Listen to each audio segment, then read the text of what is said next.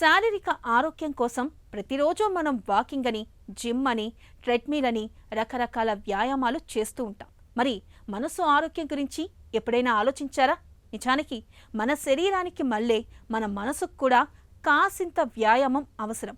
శరీరానికి వ్యాయామాలు ఉన్నట్లే మనసుకు కూడా వ్యాయామాలు ఉంటాయని చెబుతారు నిపుణులు.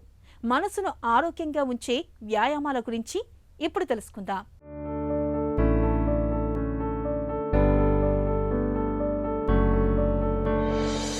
మానసిక ఆరోగ్యానికి మెదడు ఆరోగ్యం కీలకం. అందుకు మంచి ఆహారంతో పాటు వ్యాయామాలు అవసరం. అప్పుడే శరీరం తేజోవంతం అవుతుంది, మనసు చురుగ్గా తయారవుతుంది. మనసుకు వ్యాయామం లేకపోతే కొన్ని దుష్పరిణామాలు సంభవిస్తాయి. ఆలోచన శక్తి తగ్గిపోతుంది. ఇక కాలం గడిచే కొద్దీ వయసు పెరుగుతుంది. వయసు పైబడే కొద్దీ స్తబ్దత ఆవరిస్తుంది.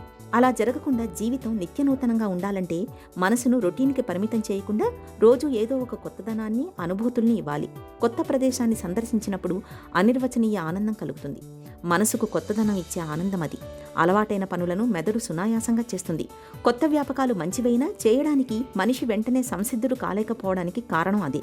నిరంతర అభ్యాసంతో దాన్ని దారికి తెచ్చుకోవచ్చు. శరీరానికి వృద్ధాప్యం తప్పదు. మనసుకు రాకుండా చూసుకోవడం మన చేతుల్లో పనే.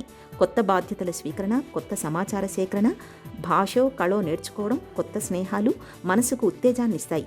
వృద్ధాప్య ఛాయల్ని దరిచేరనివ్వవు. ప్రతి ఉదయం ఇష్టమైన సంగీతం వినటం వల్ల మానసిక ప్రశాంతత లభిస్తుంది. హాస్య రచనలు మనోల్లాసాన్ని కలిగిస్తాయి. పజిల్స్ లాంటివి పూరించడం మనసును చురుగ్గా ఉంచుతుంది. కొన్ని పనులు చెయ్యలేమని కొందరు తమకు తామే పరిమితి విధించుకుంటారు. అది మంచిది కాదు.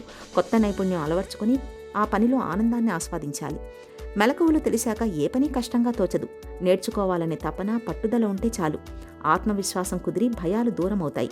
ఒకరో ఇద్దరో తప్ప విజేతలందరూ మొదట ఓడినవారే. పనిలో క్లిష్టత ఒత్తిడికి కారణమవుతుంది.